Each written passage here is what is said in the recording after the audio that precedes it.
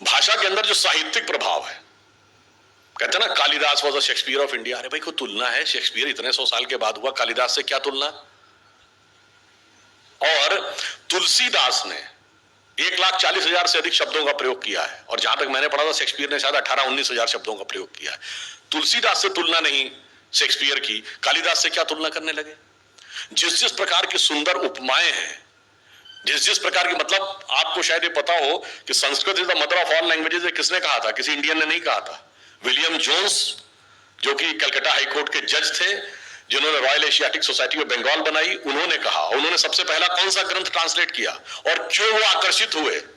कालिदास का विज्ञान शाकुंतलम का मंचन हो रहा था, उसमें जो शकुंतला की विदाई का दृश्य दिखाया जा रहा था, वो देख के कुछ वहां पे कोई लोग थे जिनको टूटी फूटी अंग्रेजी आती थी, उन्होंने बताया तो उपमाएं सुनकर इतने प्रभावित हुए विलियम जोन्स, उनको लगा ये मुझे रियल में पढ़ना चाहिए, ओरिजिनल भाषा में। तब उन्होंने बड़ा जुगाड़ करके संस्कृत सीखी, कि उनको कोई संस्कृत सिखाने को तैयार नहीं था। उसने कहा कि भाई हम लेच्छे इनको थोड़ी सिखाएंगे संस्कृत, तो उन्होंने सीखी। और फिर अभिज्ञान शाकुंतलम और विद्याधर का हितोपदेश, जिसको यूरोप में फेबल्स ऑफ द बीदा पाई कहते हैं, क्योंकि विद्याधर वो बोल नहीं पाते थे, वही व्याकरण वर्तनी का अंतर आ जाता था, तो उसको उन्होंने ट्रांसलेट किया। और जब उसने ओरिजिनल पढ़ी तो विलियम जोन्स ने लिखा है कि उसको पढ़ने के बाद, खासकर अभिज्ञान शाकुंतलम के चतुर्थ सर्ग में शकुंतला के विदाई के दृश्य में जो उपमाएं दी गई, मैं परप्लेक्स्ड हो गया कि ह्यूमन माइंड का इमेजिनेशन इतना ऊपर हो सकता है। मगर वो हमारे यहां कभी उस चीज से एकदम काट दिया गया। मैंने मतलब मुझे पूरी कविता नहीं याद है, कहा जाता है कि कालिदास अंतिम समय में जब वो श्रीलंका गए, एक जनश्रुति है, तो वो एक गणिका के यहाँ चले गए थे। उसने कहा राजा ने वो दी है समस्या पूर्ति, तो उस पर कविता बनानी होती थी। तो राजा ने समस्या पूर्ति ये दी थी, कमले कमलोत्पत्ति श्रूयते न तो दृश्यते, यानी कमल के ऊपर कमल उगता है, ये सुना जाता पर दिखाई तो नहीं पड़ता।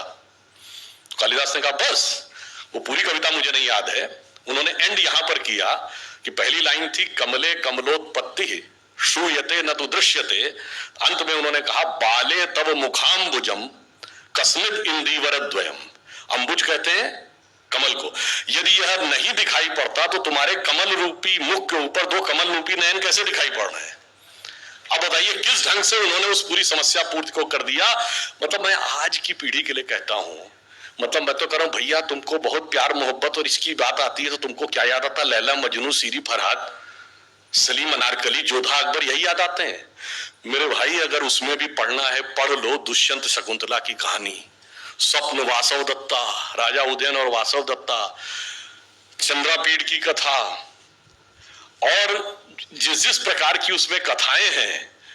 अगर आप मालविका अग्निमित्र और मालविका की प्रेम कथा, मैं दावे के साथ कहता हूं कि जिसको आप शेर और शायरी कह के बहुत प्रभावित हो जाते हैं, ये उसके आगे कुछ नहीं लगेगी, इतनी गहरी उपमाएं उसके अंदर।